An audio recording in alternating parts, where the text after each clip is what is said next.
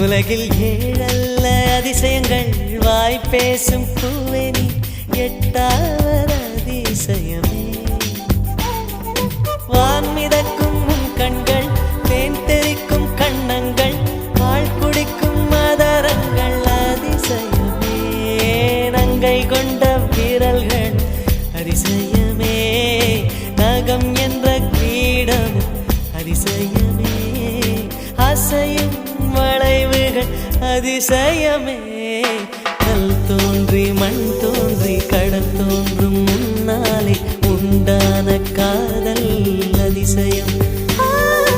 16 வயதான பருவத்தில் எல்லோருக்கும் படர்கின்ற காதல் அதிசயம்.